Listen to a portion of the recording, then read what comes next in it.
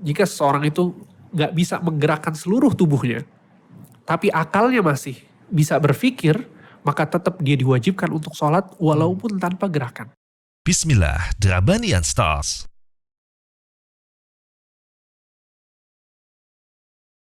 Assalamualaikum Ustaz, Masya Allah. Assalamualaikum warahmatullahi wabarakatuh. Sehat kan? Alhamdulillah. Ahlan wa sahlan. Masya Allah. Kang, kita bersyukur nih Kang ya atas nikmat kembali kita nikmat belajar, kenal sunnah, belajar bareng. Mungkin jadi ingat ilmu Ustaz ya. Dan kita ingat dulu nih, kita yang dulunya sholat bolong-bolong, titip absen. Kalau titip absen? Sholat itu apa? Iya Ustaz. Gimana tuh sholat itu? Iya. Guys, gue sholat dulu ya. Wah, titip ya. Nitip Ustaz. Titip absen. Salam. Itu pertanyaan saya nanti tuh. Kurang ajar Ya ya. kan, kurang ajar banget dan sebagainya. Nah itu gimana saja? Mungkin dalam hal kali ini kita pengen kembali merimain ya Karen. Oke, bahas sholatnya. Betul dong. Kita bahas sholat tentang bagaimana sih sesungguhnya urgensinya. Karena di luar sana kan banyak teman-teman yang tadi ya. Kita alhamdulillah bersyukur muslim Ustaz. Iya. Kalau muslim alhamdulillah. Azan terdengar di mana-mana. Tapi tadi Ustaz masih menganggap remeh sholat bahkan meninggalkan sholat. Gitu Ustaz. Kita Ustaz Nabi mohon nasihat yang kembali Ustaz untuk mengingatkan kita tentang makna sholat seperti apa Ustaz. Gitu. Bismillah, alhamdulillah, wassalatu wassalamu ala rasulillah, wa ala alihi wa ashabihi wa mawalah, wa la hawla wa la quwata illa billah, amma ba'd. Pertama kita kalau bicara tentang sholat, pada hakikatnya kita berbicara tentang tujuan hidup kita. Allah subhanahu wa ta'ala telah menggariskan tujuan keberadaan manusia dalam surat Az-Zariyat ayat 56. Kata Allah subhanahu wa ta'ala, وَمَا خَلَقْتُ الْجِنَّ وَالْإِنسَ إِلَّا لِيَعْبُدُونَ. Tidaklah aku menciptakan jin dan manusia kecuali agar mereka beribadah kepadaku.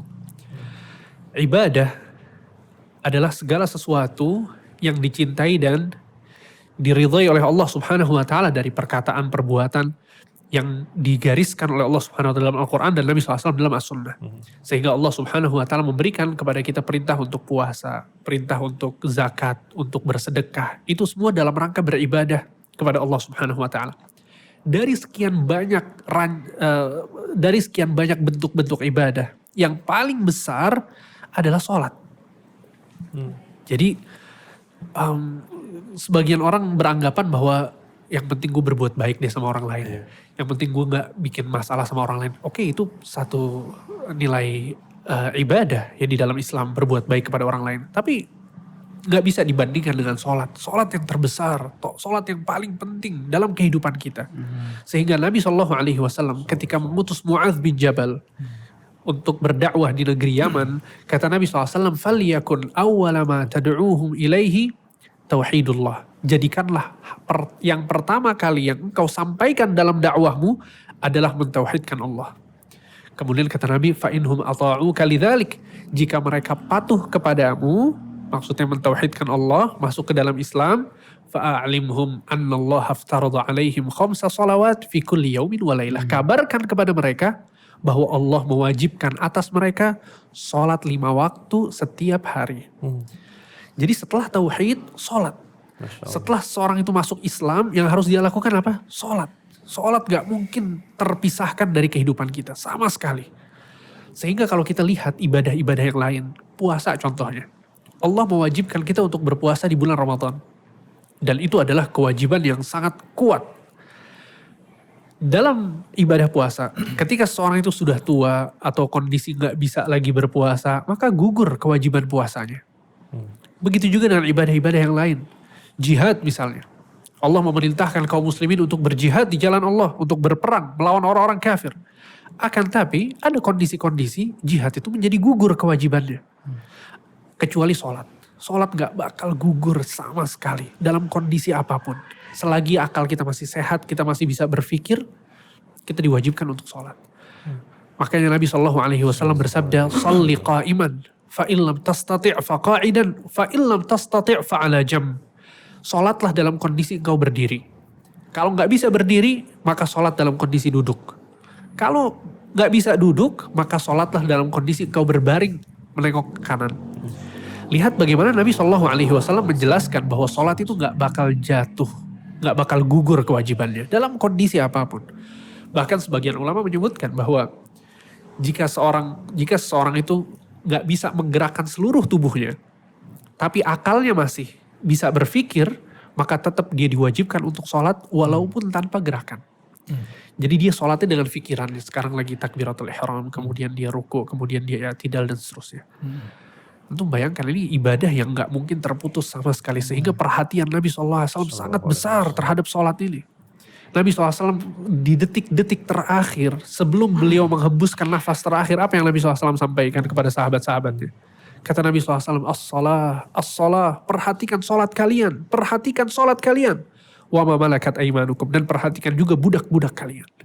Sholat yang diingatkan oleh Nabi SAW kepada umatnya di detik terakhir sebelum beliau wafat.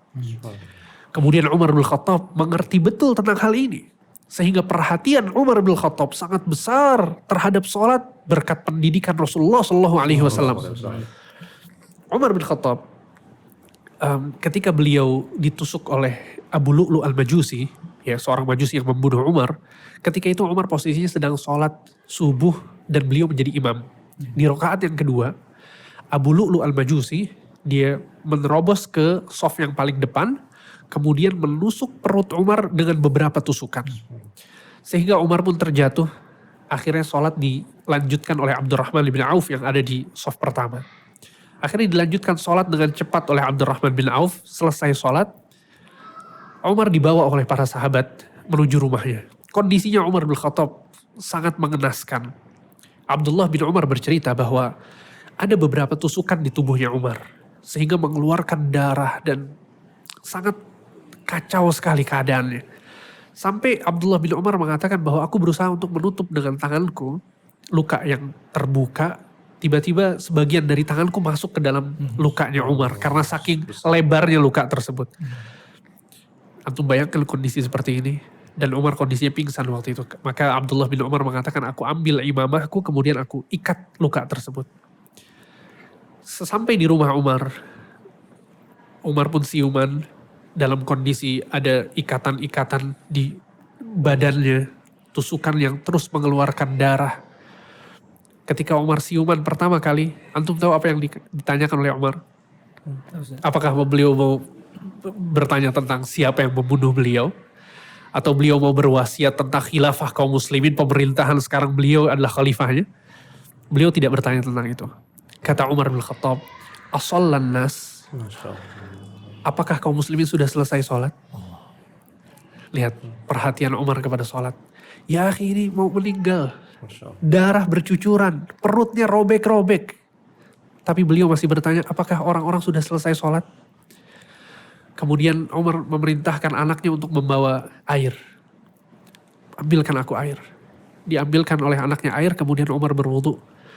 Kemudian Umar mengatakan, la hadza fil Islam liman tarakas sholah. Gak ada Islam bagi orang yang meninggalkan sholat. Kemudian Umar sholat subuh. Menyelesaikan sholat yang belum selesai. Ya akhi barakallahu fiik. Sekelas Umar bin Khattab. Khalifah kaum muslimin.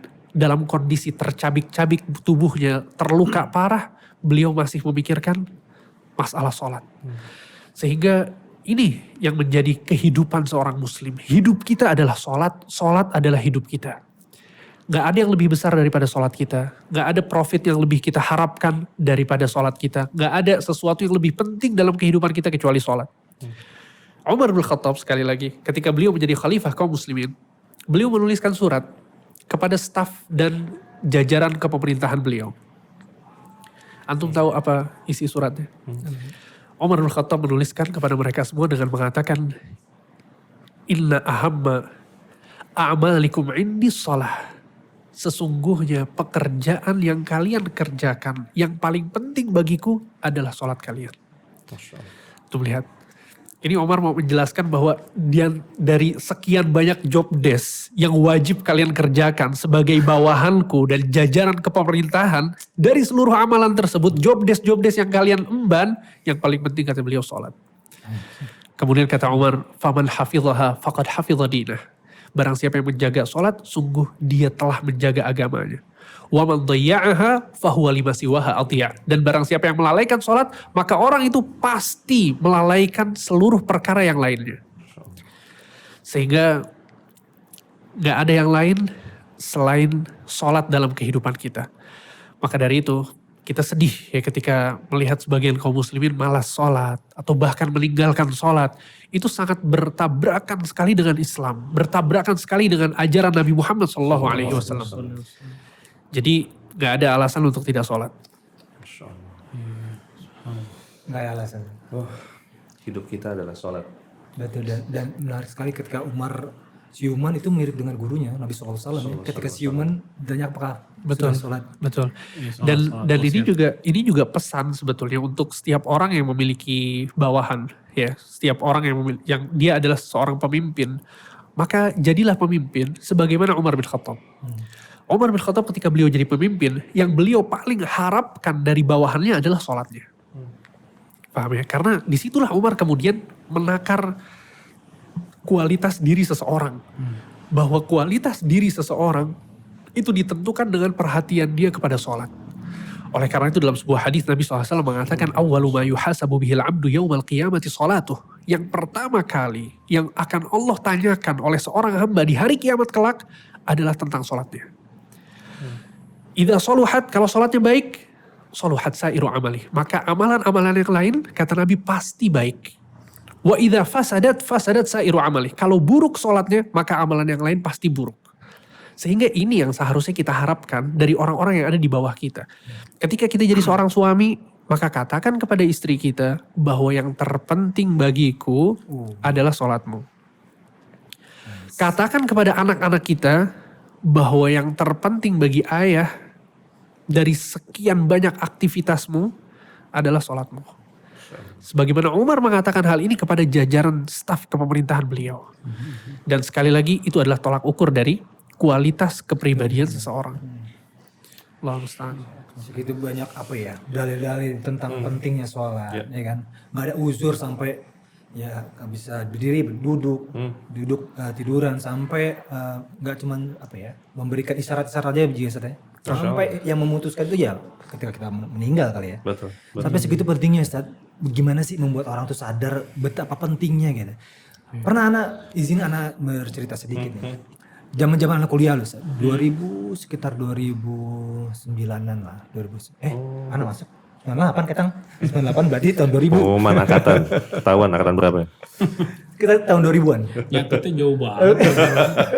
Udah tua Pak, lupa. Kita tahun 2000-an Ustaz.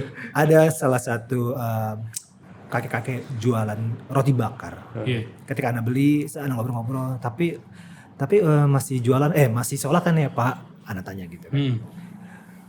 Itu jawabannya bikin kaget juga sih. Walaupun waktu itu kondisi anak juga nggak yang rajin-rajin amat untuk beribadah dan lain-lain, tapi cukup mengagetkan juga. Jawabannya dulu mah sholat den, gitu kan orang Sunda gitu. Dulu mah sholat den. Sekarang sudah enggak karena menurut Bapak percuma. Ketika saya sholat saya doa enggak terkabul-kabul gitu. Ya miskin-miskin aja gini-gini aja Den gitu. Ya udah sekarang saya udah enggak sholat gitu. Nah, Ya saya kaget juga gitu. Wah, subhanallah. itu pas nggak sholat masih miskin nggak? Ya, rumahnya sih ya bukan gitu aja. Masih kan? Iya. Berarti dia sholat miskin, nggak sholat miskin, gitu loh. Sebenarnya solusi dia juga salah. Dia milih nggak sholat itu salah. Dia pikir nggak sholat kaya, iya kan? Padahal nggak juga, Kang, gitu loh. Dan juga nih Sat, fenomena tongkrongan. Ketika ya kita salah satu dari antara kita tuh sholat ya kan Kang. Kita sholat Jumatan lah.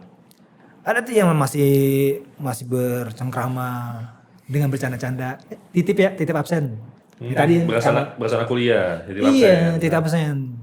Titip absen ke malaikat kan nyatet kan. Malaikat maut. Azan. Masya Allah, alhamdulillah. Alah kuliah, mungkin nanti disambung.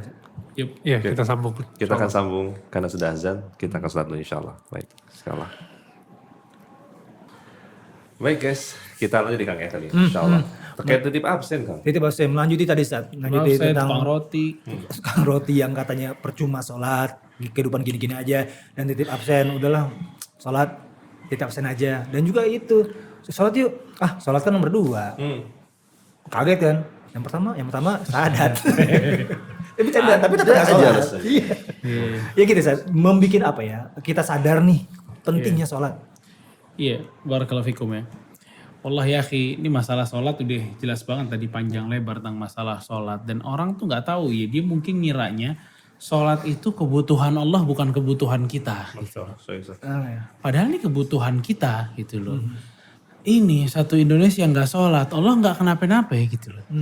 Allah masih tetap aja sempurna, Allah masih tetap kaya, Allah tetap kerajaannya tetap terbaik, nggak ada masalah gitu loh. Betul.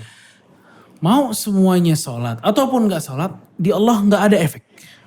Allah tetap sempurna. Yang paling berefek ya kita. Itu semua balik ke kita lagi gitu loh. Makanya siapa yang nggak mau sholat, ya, ente milih nggak sholat, Allah nggak kenapa-napa. Gitu loh. Ya ayyuhalladzina amanu man yartadda minkum an dinih fasawfa ya'ti Allahu biqaum yuhibbuhum wa yuhibbunah adzillatin 'alal mu'minin 'izzatin 'alal kafirin. Allah mengatakan, wahai kalian orang-orang yang beriman, siapa yang murtad, ini bukan gak sholat doang, murtad. Apa kata Allah? Dikemis-kemis Allah jangan sampai murtad dong, apa segala macam. Fasawfa ya'tillahu biqaum. Murtad aja kata Allah. Nanti kita ganti sama kaum yang lain, selesai urusan. Anda bermuamalah dengan Rabbul Alamin, gitu loh. Kita bermuamalah manusia dengan Allah Subhanahu wa taala. Nanti gak mau sholat, diganti sama Allah, selesai. Gitu loh. Gak terjadi apa-apa. Jadi manusia ini harus betul-betul memaknai hal ini gitu. Bahwa Anda sholat itu ya untuk Anda. Bukan untuk Allah. Apa gunanya Allah dengan sujudnya kita? Apa gunanya Allah dengan sholatnya Anda yang masih pikiran kemana-mana? Sujud juga gak tahu ngomongnya apa. Doanya juga masih bingung. Belum khusyuknya gak dapet. Terus Anda pikir Allah butuh dengan sujud Anda yang model seperti itu? Enggak. Kita yang butuh sholat kita ya kita sendiri gitu loh. Allah gak punya kebutuhan apapun. Dan ini dari rahmatnya Allah Subhanahu wa taala, pengen Anda sholat gitu loh. Untuk kebaikan kita juga, bukan untuk kebaikan Allah Subhanahu wa taala. Ya. Makanya dalam hadis qudsi riwayat Muslim, Rasulullah SAW mengatakan, Allah Subhanahu wa taala mengatakan, inna awwalakum wa akhirakum wa insakum wa jinnakum, dari orang pertama sampai orang terakhir, dari jin pertama sampai jin terakhir. Ya. Semua mereka taat kepada Allah, ma zada fi mulki syai'an, tidaklah menambah kerajaanku kata Allah. Semua sholat gak ada masalah di hadapan Allah. Begitu juga sebaliknya. Dari orang pertama sampai orang terakhir. Dari jin pertama sampai jin terakhir. Gak sholat semuanya. Gak ada masalah di sisi Allah. Tidak ada masalah di sisi Allah. Ya. Jadi jangan kepedean Allah tuh butuh sholatnya kita. Butuh sujudnya kita. Butuh doanya kita. Enggak. Yang butuh tuh kita. Gitu loh. Yang butuh itu kita. Belum lagi. Ya. Nusus atau hadis-hadis tentang masalah meninggalkan sholat ini nggak ada yang ringan. Bahkan Rasulullah SAW pernah mengatakan dalam riwayat Ibnu Majah, riwayat Muslim dan yang lainnya, al-ahdul ladzi bainana wa bainahumus shalah. Perbedaan, perjanjian di antara kami kaum muslimin dengan mereka yang kufar, sholat. Faman tarakaha faqad kafar. Siapa yang ninggalin sholat maka dia telah kafir. Amal mana yang digini-giniin banget itu loh. Ya, belum lagi firman Allah, perkataan Allah Subhanahu wa taala, ya, atau perkataan Rasulullah SAW mengatakan bainar rajuli wa bainas syirki wal kufri tarkus shalah. Di antara perbedaan orang muslim sama yang kafir itu meninggalkan salat. Jadi kalau orang kafir emang ninggalin salat, kalau muslim enggak ninggalin salat, gitu loh. Ya. Juga perkataan di antara para salaf dulu, ya. Mereka mengatakan dari Abdullah bin Syaqiq rahimahullah, ma alimna syai'an minal a'mal tarkuhu kufrun illa shalah. Kami tidak tahu ada satu amalan jika seseorang meninggalkannya kita katakan kafir kecuali sholat. Ini zaman sahabat dulu. Jadi gak ada tuh kalau ninggalin zakat mereka gak bilang kafir. Ya. Tapi ninggalin sholat mereka bilang kafir. Orang ninggalin sholat itu berarti mereka kafir. Makanya di sini kita mesti sadar betul-betul. Ya, ninggalin sholat itu bukan perkara yang ringan. Ya, banyak tuh. Saya juga teman-teman juga kayak gitu tuh Kang. Gampang banget gitu ninggalin sholat, santai aja, nggak ada apa-apa, nongkrong aja, ya. Kita nggak usah ngomongin sholat subuh lah, yang paling sering mungkin untuk ditinggalkan. Maghrib nih yang euforianya paling luar biasa, sholat tuh maghrib tinggal. Maghrib sama Jumatan ya. Maghrib, Jumatan 3. 1 enggak, 2 enggak, 3 sholat. Biar enggak kan? Iya, biar nggak kafir tadi ya. Sudah kuota kan ya? Iya, apa? Kuotanya belum habis kuotanya. Iya, wallah. Padahal sama aja gitu loh. Dia meninggalkan sholat 1 aja, sebagian para ulama mengatakan dia kafir. 1. Ada yang mengatakan kafir gitu loh. Ya. Maksudnya jangan naruh Anda di bagian keadaan seperti ini. Ini keadaan cukup menyeramkan gitu loh. Ente gak sholat itu kayak orang jalan di pinggir jurang aja. Keselamatannya cuma berapa persen. Ya, sangat memungkinkan untuk jatuh. Ya gitu orang gak sholat. Imma ente kafir selama-lamanya di neraka. Ya, atau bukan masuk dosa kecil. Masuk dosa besar yang juga akan disiksa di neraka. Dengan izin Allah Subhanahu wa taala. Oke, ini hal yang betul-betul kita perhatiin gitu loh. Bahaya ninggalin sholat sama ingat. Ya. Tadi firman Allah Subhanahu wa taala surat Az-Zariyat itu konsep besar untuk seorang mukmin ya. Wa ma khalaqtul jinna wal insa illa liya'budun. Kita tidaklah diciptakan untuk beribadah kepada Allah Subhanahu wa taala. Makanya perhatiin, kalau konsep ini berubah, Anda hidup nggak sholat pasti rusak. Anda hidup nggak sholat pasti rusak. Ini ada dompet nih dari Mimo nih, ya. Ini buat naruh duit, buat naruh kartu segala macem, ya. Tapi kalau kita gunakan misalnya, ya, untuk nepok nyamuk atau nepok kecoa, nepok cicak dan lain sebagainya, ini rusak nih, bakal jelek nih kulit-kulitnya. Kenapa?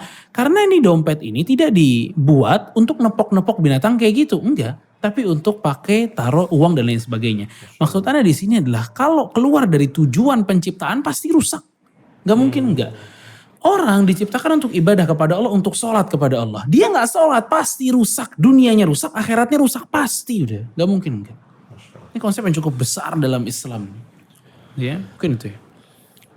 Dan juga sebagai apa sih? Tadi suka malu sama diri sendiri Ustaz. Ketika giliran kita mau ke bandara misalnya, ada flight itu kan persiapannya, masya Allah, sejam sebelum sudah boarding, Nggak mau udah telat. siap-siap, nggak mau telat sebagainya. Tapi kok saat sholat, mau juga gitu ya. Kadang-kadang mindset kita masih belum ke arah sana gitu Ustaz. Nah, lalu kemudian juga Ustaz, terkait juga kenyataan di lapangan adalah kita bersyukur saat ini negeri Islam, azan berkumandang. Tapi tadi Ustaz, yang tadi saya sempat mention bahwasanya sholat itu mencegah keji dan munkar, Ustaz. Tapi pada kenyataannya kenapa masih banyak kemaksiatan, misalnya kemungkaran terjadi? Mungkin Ustaz bisa berikan penjelasan terkait hal ini, Ustaz. Di dalam Al-Quran surat Al-Ankabut ayat 45 Allah Subhanahu wa taala berfirman, wa aqimis shalah inna salata tanha 'anil fahsya'i wal munkar. Dirikanlah salat karena sungguhnya salat itu akan mencegah dari perbuatan keji dan munkar. Ini firman dari Allah yang tidak mungkin salah, yang pasti benar. Allah Subhanahu wa taala berfirman, "Wa man asdaqu minallahi qila." Siapa yang lebih benar perkataannya daripada Allah? "Wa man asdaqu minallahi haditha." Siapa yang lebih benar, siapa yang lebih jujur perkataannya daripada Allah Subhanahu wa taala, sehingga apa yang dikatakan oleh Allah nggak mungkin meleset. Sehingga kita perhatikan di sini. Apa maksud sholat yang mencegah dari perbuatan keji dan mungkar? Maksud dari sholat di situ adalah sholat yang sebagaimana diajarkan oleh Rasulullah SAW. Nabi SAW mengatakan kepada para sahabatnya, sholatlah kalian kama ra'aitumuni usalli. Sebagaimana kalian melihat aku sholat. Itu sholat yang harus kita kerjakan. Dan itu adalah sholat yang diberikan ganjaran oleh Allah, yang diberikan keutamaan mencegah dari perbuatan keji dan mungkar. Makanya para ulama mengatakan bahwa kualitas sholat kita itu menentukan kuat atau tidaknya sholat tersebut untuk mencegah kita dari perbuatan keji dan mungkar. Paham antum ya? Tapi kalau sholatnya asal-asalan, sholatnya cepet-cepetan, ya gimana mau dapat fadilah tersebut? Jadi akhirnya kita nggak kaget gitu loh kalau kemudian orang-orang pada sholat, tapi setelah sholat dia berbuat keji dan berbuat mungkar. Kita lihat sholatnya seperti apa. Sholatnya nggak ada khusyuk sama sekali. Bahkan nggak ada tumakninah terkadang. Dan kita tahu bahwa tumakninah itu adalah rukun di antara rukun-rukun sholat. Ya, jadi tumakninah itu levelnya sama kayak Al-Fatihah. Kayak ruku, sujud. Antum bayangkan dalam satu sholat nggak ada ruku. Nggak bisa dikatakan sholat. Sama halnya dengan tumakninah pun demikian. Dan banyak dari kalangan kaum muslimin yang mereka gak sabar untuk sholat lama-lama. Jangan katakan kita lama lah. Ya 5 menit, 10 menit. Sabar sebentar menghadap Allah, berbicara kepada Allah. Tunjukkan keluh kesah kita kepada Allah agar Allah Subhanahu wa taala memberikan kepada kita kebaikan-kebaikan. Sebagian orang rela untuk nunggu antri ATM 10 menit, 15 menit. Sebagian orang rela untuk nunggu hidangannya didatangkan di restoran 30 menit mungkin. Sholat 5 menit ya akhi. Mungkin gak sampai 5 menit tapi dia gak sabar. Maka ini satu hal yang sangat penting untuk diperhatikan bahwa kita berbicara sekarang tentang sholat. Bukan cuma sekedar sholat. Tapi sholat yang benar, sholat yang sesuai dengan sunnah, sholat yang tumakninah, yang tenang.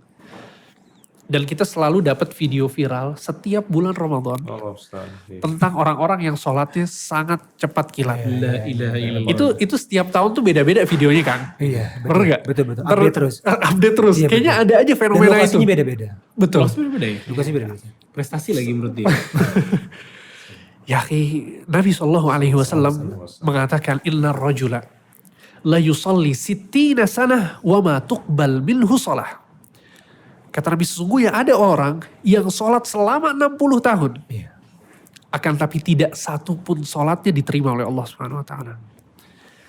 Kemudian kata Nabi la'allahu yutimur ruku' wa la yutimur sujud wa yutimur sujud wa la yutimur ruku'. Bisa jadi dia menyempurnakan rukuknya tapi sujudnya tidak sempurna. Bisa jadi dia sempurnakan sujudnya tapi rukuknya tidak sempurna.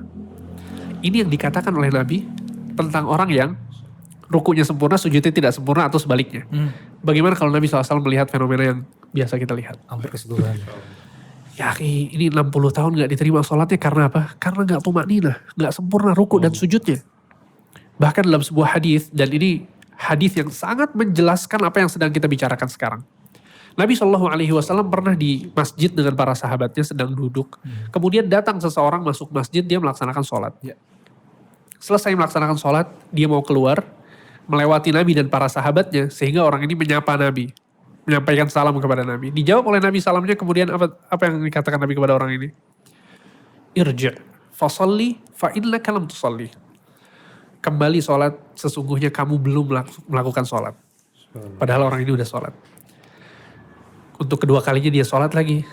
Selesai sholat, dia mau keluar, berpapasan lagi sama Nabi yang sedang duduk. Kata Nabi, irji' fasalli fa'innaka lam tusalli. Kembalilah sholat, sesungguhnya engkau belum melaksanakan sholat. Orang ini sholat lagi untuk yang ketiga kalinya. Selesai sholat salam, dia mau keluar lagi. Untuk ketiga kalinya ditegur oleh Nabi dengan mengatakan, irji' fasalli fa'innaka lam tusalli. Kembalilah melaksanakan sholat, sesungguhnya kamu belum sholat. Orang ini mengatakan, ya Rasulullah, walladhi ba'athaka bilhaq, ma uhsinu ghairah, fa'allimli. Demi zat yang mengutusmu dengan kebenaran. Aku tidak bisa sholat kecuali dengan apa yang aku lakukan tadi. Maka ajarkan aku. Akhirnya Nabi SAW mengajarkan kepada orang ini sholat. Kata Nabi SAW, idza qumta ila shalah fakabbir. Thumma qra' ma tayassara ma'aka minal Qur'an. Kalau kamu mau sholat, maka bertakbirlah. Kemudian bacalah Al-Quran yang mudah bagimu. Thumma rka' hatta tatma'inna raki'an. Kemudian rukuklah sampai kau tumakninah dalam rukuk. Thumma rfa' hatta ta'tadila qa'iman. Kemudian bangkitlah sampai kau tegap dalam beri'tidal. Thumma sujud hatta tatma'inna sajidan. Kemudian sujudlah sampai kau tumakninah dalam sujudmu. Thumma rfa' hatta tatma'inna jalisan. Kemudian bangkitlah sampai kau duduk dengan tumakninah. Thumma sujud hatta tatma'inna sajidan. Kemudian sujud lagi sampai kau tumakninah dalam sujudmu. Thumma fa'al dzalika fi salatika kulliha. Kemudian lakukanlah hal ini dalam salatmu seluruhnya. Poin dari hadis ini adalah bahwa orang ini sudah melakukan sholat 3 kali, tapi kata Nabi apa? Kamu belum sholat. Apa sebabnya? Gak ada tumakninah. Terlalu cepat dalam sholat. Sehingga sholat yang seperti ini, yang terlalu cepat, dia gak akan mencegah dari perbuatan keji dan mungkar. Faham antum ya? Walaupun Syekh Sulaiman Ruhaili, hafizahullah ta'ala, beliau menjelaskan penjelasan yang menarik. Kata beliau, seburuk apapun sholat seseorang, tetap dia akan mencegah dari perbuatan keji dan mungkar. Masya Allah. Minimal ketika dia sholat, dia tidak melakukan perbuatan keji dan mungkar. Paham antum ya?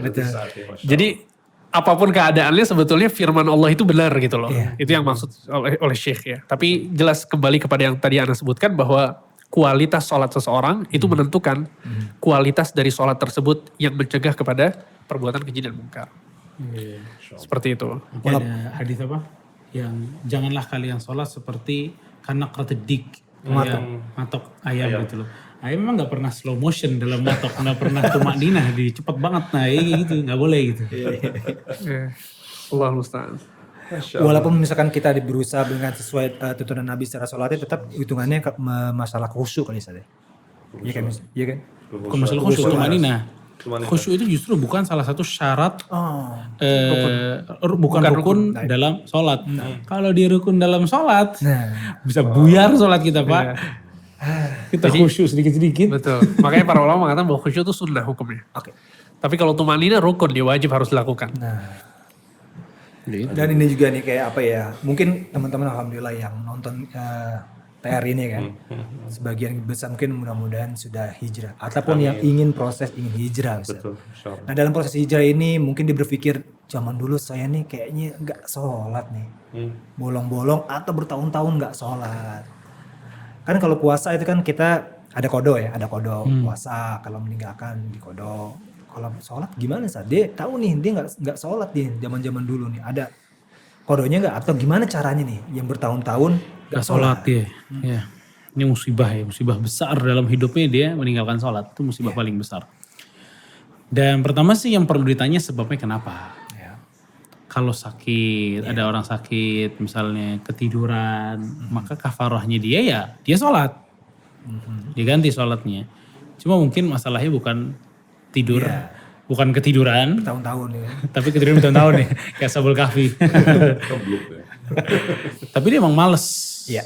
Nggak mau sholat. Dan sekarang udah taubat. Apakah perlu diqadha apa enggak? Mayoritas para ulama ya, atau sebagian para ulama mengatakan iya diqadha. Oh. Itu yang 30 tahun yang bolong-bolong itu mesti diqadha. Namun ya, Syekhul Islam Ibn Taimiyah rahimahullahu ta'ala beliau mengatakan wa tarikus shalah amdan la yusyar' lahu qada'uha. Tapi kata Syekhul Islam ini pendapat yang benar, yang rajih. Orang yang meninggalkan sholat secara sengaja tanpa ada sebab, maka dia tidak disyariatkan untuk mengqadha sholatnya. Enggak. Ya. Karena qadha sholat itu didapatkan atau diharuskan itu karena ada sebab-sebab yang memang disyariatkan untuk mengqadha sholat. Adapun enggak sholat, ya, ini murni dosa. Mengqadha pakai apa tuh dosa? Gitu loh.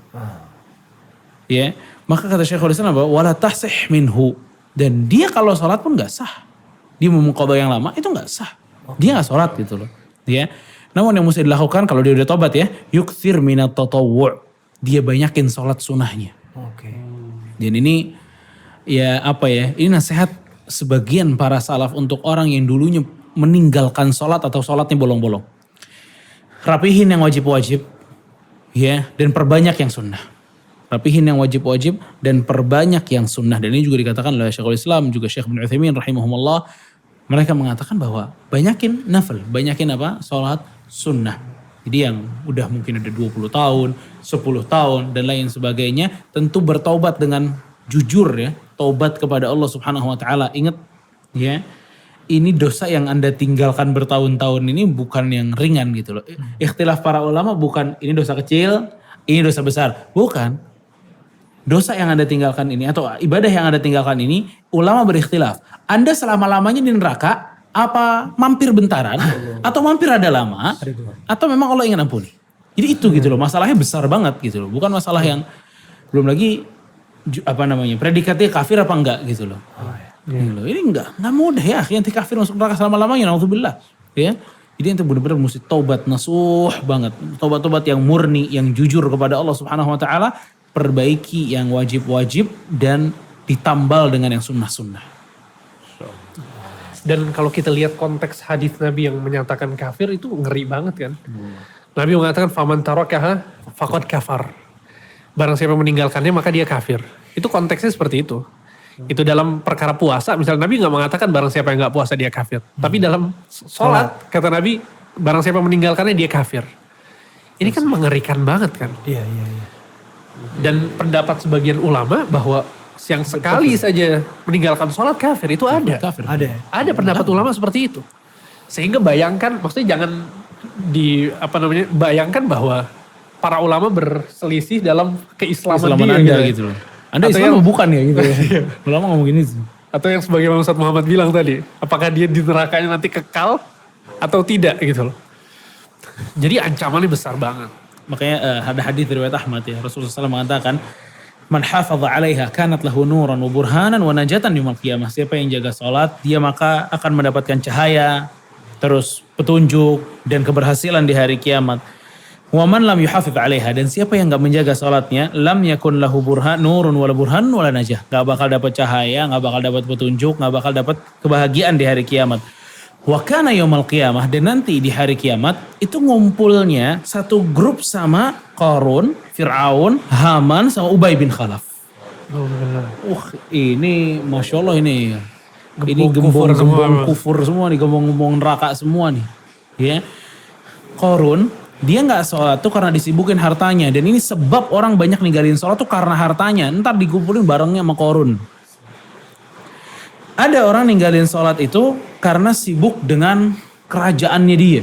Apa yang dia miliki. Jabatannya. Ya, mirip dengan Haman. Nanti ngumpul deh sama Fir'aun sama Haman situ.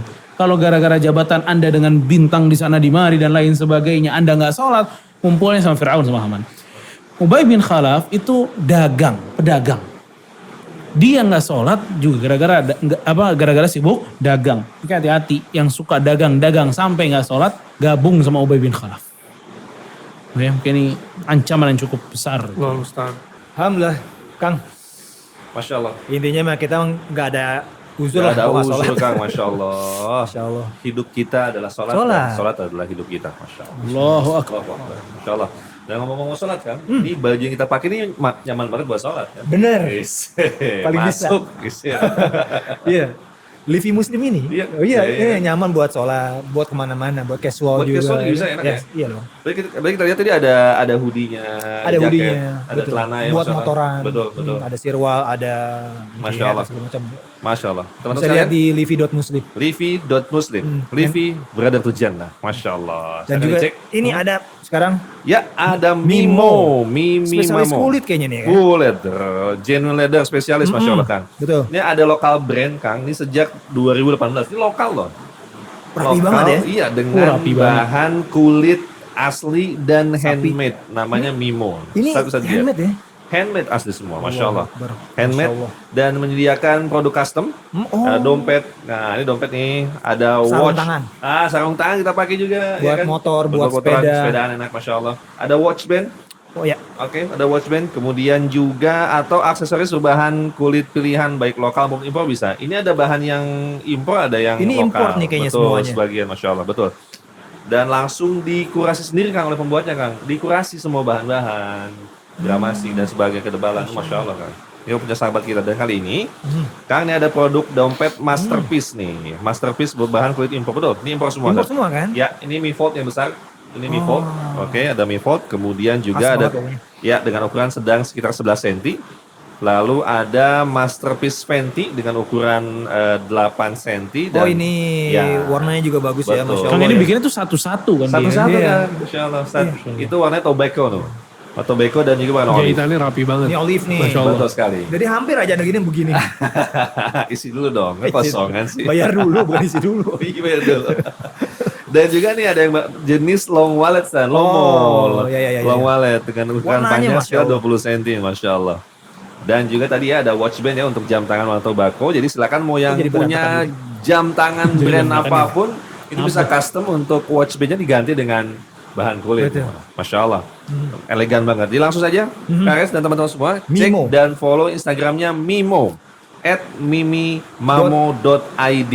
Atau bisa pesan mimimamo.id. ya, dan bisa pesan di marketplace atau bisa kontak langsung via WhatsApp.